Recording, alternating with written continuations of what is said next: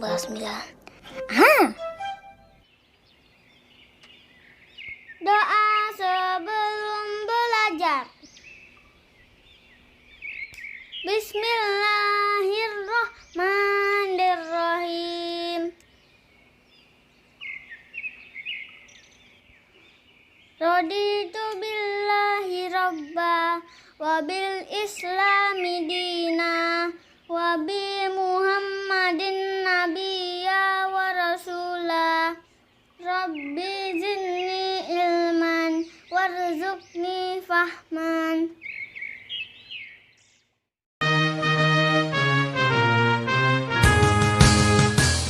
Indonesia, tanah airku, tanah tumpah darahku. Di sanalah aku berdiri, jadi pandu hidupku. Indonesia, kebangsaanku, bangsa dan tanah airku.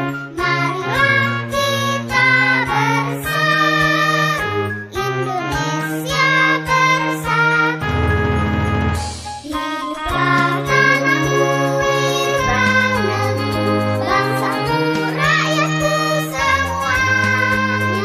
Bangunlah jiwanya, bangunlah badannya untuk Indonesia Raya. Indonesia Raya, merdeka, merdeka, tanahku, negeriku yang ku cinta. Indonesia Raya, merdeka, merdeka, hiduplah Indonesia Raya. Indonesia Raya, merdeka, merdeka, tanahku, negeriku yang ku cinta. Indonesia Raya, merdeka, merdeka, hiduplah Indonesia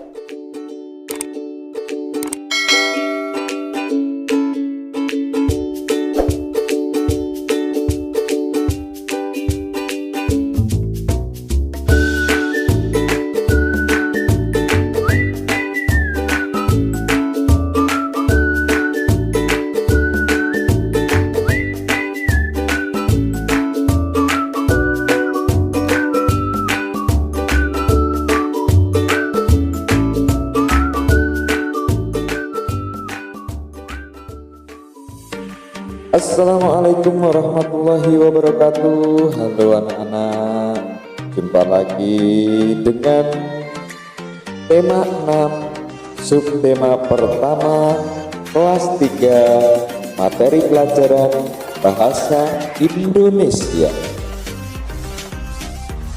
Dalam pertemuan kali ini kita akan membahas tentang menggali informasi dari teks. Kita mencoba menggali informasi dari teks. Coba kalian mengamati keadaan tubuh kalian sebelum dan sesudah sarapan.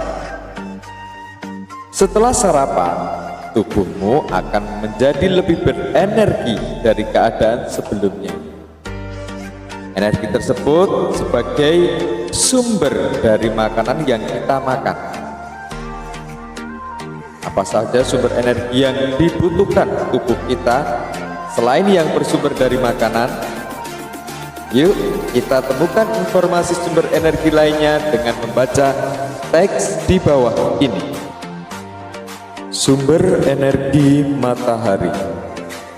Segala sesuatu yang dapat menghasilkan energi disebut sumber energi. Manusia membutuhkan sumber energi untuk melakukan aktivitas sehari-hari. Sumber energi yang dibutuhkan manusia diantaranya udara, air, makanan, dan sinar matahari.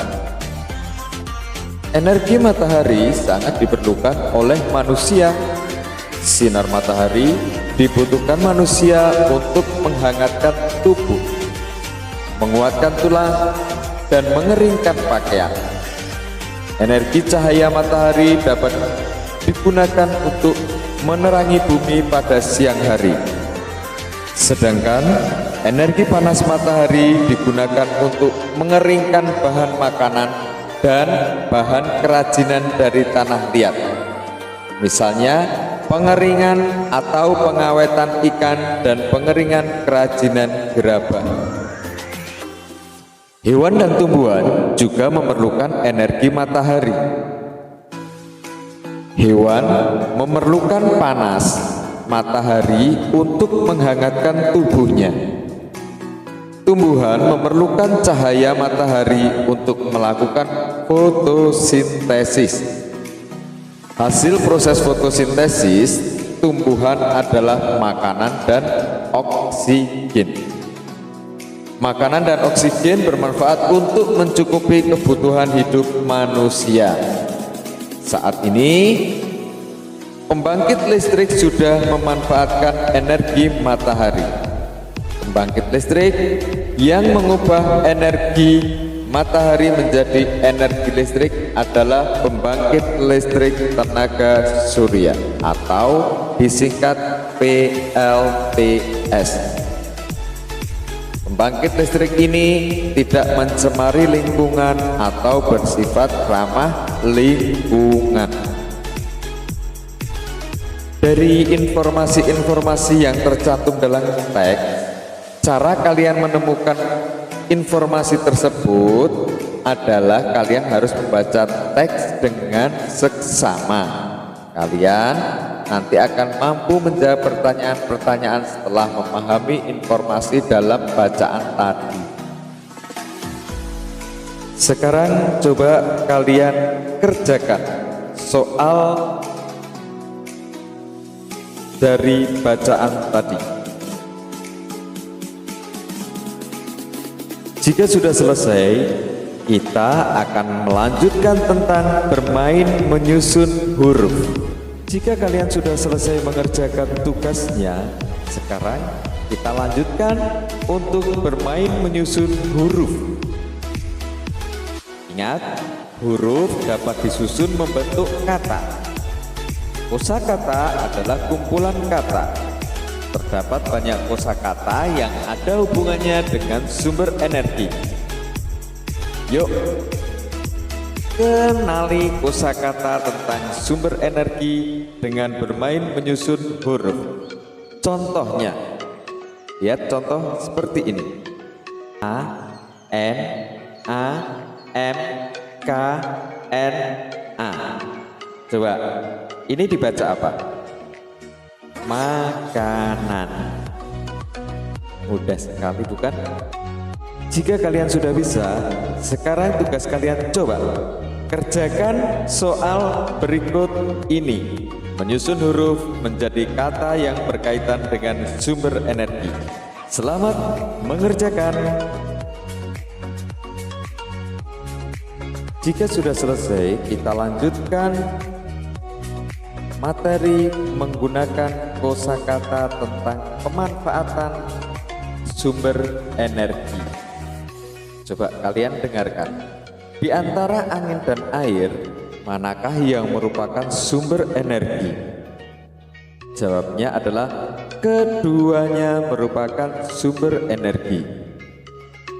Mari kalian baca bacaan berikut ini untuk mengetahui lebih banyak tentang air dan energi sebagai sumber, atau air dan angin sebagai sumber energi. Sumber energi dari air dan angin. Air adalah salah satu sumber energi terbesar yang dimiliki negara Indonesia. Air berguna untuk kebutuhan hidup sehari-hari. Sifat air yaitu mengalir dari tempat tinggi ke tempat yang lebih rendah. Aliran air yang deras dapat dimanfaatkan sebagai pembangkit listrik. Menampung air dalam bendungan adalah langkah awal pemanfaatan air untuk menghasilkan energi listrik. Setelah ditampung, air dalam bendungan dialirkan untuk menghasilkan energi listrik. Energi kinetik air menggerakkan kincir air. Kincir yang berputar akan menggerakkan generator listrik. Generator listrik inilah yang menghasilkan energi listrik. Bendungan yang dimanfaatkan untuk menghasilkan energi listrik disebut pembangkit listrik tenaga air atau PLTA. Salah satu pembangkit listrik tenaga air atau PLTA, negara Indonesia juga memiliki pembangkit listrik tenaga bayu atau PLTB. Pembangkit listrik tenaga bayu memanfaatkan energi angin. Angin dapat menggerakkan kincir. Kincir angin dapat menggerakkan generator listrik. Lalu, generator listrik akan menghasilkan energi listrik. Bagaimana? Sudah paham dengan sumber energi dari air dan listrik? Jika kalian sudah paham, sekarang coba kalian kerjakan soal di bawah ini dengan menemukan kata yang berkaitan dengan sumber energi pada bacaan tadi.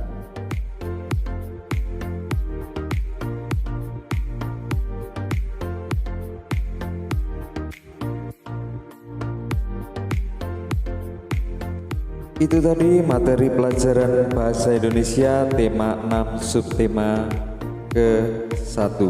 Semoga dapat membantu pelajaran kalian di rumah. Tetap semangat, kurang dan lebihnya mohon maaf. Wassalamualaikum warahmatullahi wabarakatuh. Assalamualaikum kawan-kawanku. Nah, kita sudah selesai belajar. Semoga ilmunya bermanfaat ya. Ayo kita berdoa.